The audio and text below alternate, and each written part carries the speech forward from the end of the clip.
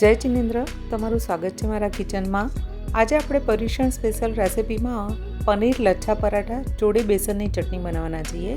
ખૂબ જ સરળ રીતે ઘરે જ બનાવેલા પનીરથી આ પરાઠાની રેસિપી શરૂ કરીએ એ પહેલાં મારી ચેનલને સબસ્ક્રાઈબ કરી જોડે આપેલી ઘંટડી ચોક્કસ દબાવી દો, એટલે તમને બધી જ રેસિપી મારી ચેનલ ઉપર આવે એની નોટિફિકેશન તરત મળી જાય. એક પ્લેટમાં એક વાટકી ઘરે બનાવેલું પનીર લઈશું. આમાં મેં મીઠું પહેલેથી નાખી દીધેલું છે. સ્વાદ પ્રમાણે મીઠું નાખી પછી ઓરેગેનો અને ચીલી ફ્લેક નાખી દઈશું. આમાં બધી વસ્તુને સારી રીતે મિક્સ કરી દેવી અને ખાસ એક વાતનું ધ્યાન રાખવાનું છે કે જે પનીર લીધું છે એ થોડું ઢીલું હોવું જોઈએ, એમાં થોડો પાણીનો ભાગ હોવો જોઈએ. નહીંતર પછી આપણે પરાઠામાં જ્યારે પનીર લગાવીશું ને તો પનીર બરાબર લાગશે નહીં જો બહુ ડ્રાય હશે તો.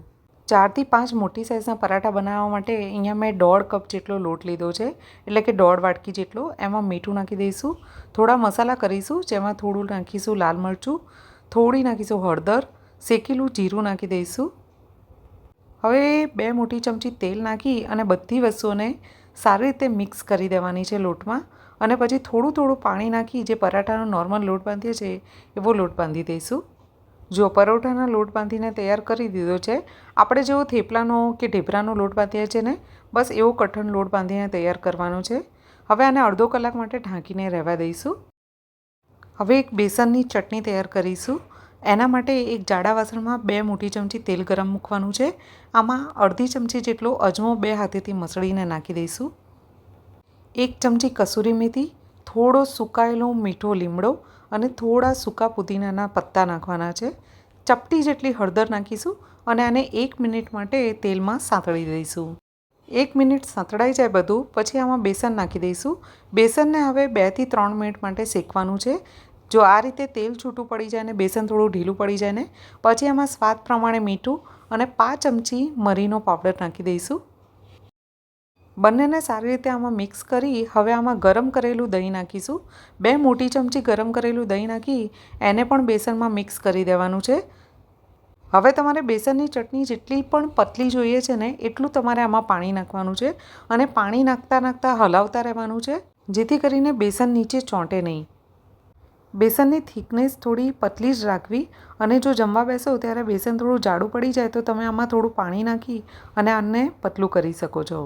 જો પર્યુષણમાં લીમડો અને પુદીનાના પત્તા ના વાપરતા હો તો તમે સ્કીપ કરીને પણ આ બેસન બનાવી શકો છો.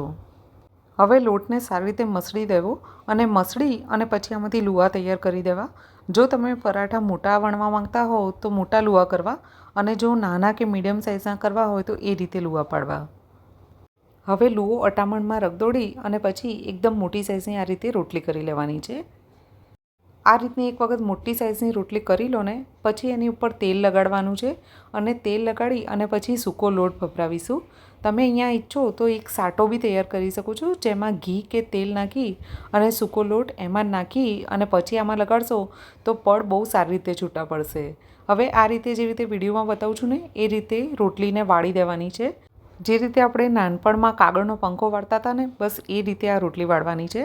હવે આને આ રીતે ગોળ શેપમાં વાળી દઈશું અને જે છેડાનો ભાગ છે એ લુવામાં નીચે દબાવી અને પછી એની ઉપર આપણે જે પનીરનું મિશ્રણ તૈયાર કર્યું હતું એ આ રીતે લગાડી દઈશું. પનીરને આ રીતે થોડું દબાવી દેવું એટલે આપણે જ્યારે આને અટામણમાં રગદોળીએ તો આ છૂટું ના પડી જાય. હવે અટામણમાં રગદોળી અને વણી લેવાનું છે. બહુ હલકા હાથે વણવાનું છે જેથી કરીને પનીર છૂટું ના પડે. જેટલું તમે પોલા હાથે આ પરોઠું વણશો ને તમારા પરોઠાના એક લેયર છૂટા પડશે. આ રીતે પરોઠું વણાઈને તૈયાર થઈ જાય પછી એક નોનસ્ટિકના તવા ઉપર પરોઠાને નાખીશું. તમે ઈચ્છો તો જે રોટલીનો નોર્મલ તવો હોય એના ઉપર પણ આ પરાઠા કરી શકો છો. બંને બાજુથી સરસ રીતે પરોઠું સીનવી દેવાનું છે. પહેલાં આપણે જે પનીરની ઊંધી બાજુ હતી એને શેકીશું અને પછી પનીરવાળી બાજુ શેકીશું, નહીંતર પનીર તવા ઉપર ચોંટી જશે. આ રીતે બંને બાજુ થોડું પરોઠું શેકાઈ જાય ને એના પછી થોડું તેલ કે ઘી લેવાનું છે અને તેલ કે ઘી આ રીતે પરોઠાની ઉપર લગાડી અને બંને બાજુથી દબાઈને શેકી લેવાનું છે. જો કેટલું સરળ રીતે આ પરોઠું તૈયાર થઈ ગયું ને અને આ પરાઠામાંથી એકદમ પીઝા જેવો ટેસ્ટ આવે છે. આ પરોઠું એક વખત તમે પર્યુષણમાં બનાવશો ને તો છોકરાઓ પાછું બનાવવાનું કહેશે. અને ફક્ત 5 મિનિટમાં બની જતી આ પુદીના ફ્લેવરની બેસન ચટણી તો તમે કોઈ પણ થેપલા પરોઠા જોડે ખાઓ ને તો એટલી ટેસ્ટી લાગે છે ને. તો આ પરાઠા અને બેસન એકવાર બનાવજો અને જો હજી પણ કોઈ સવાલ તમને હોય આને લગતો તો મને કમેન્ટ બોક્સમાં ચોક્કસથી પૂછજો.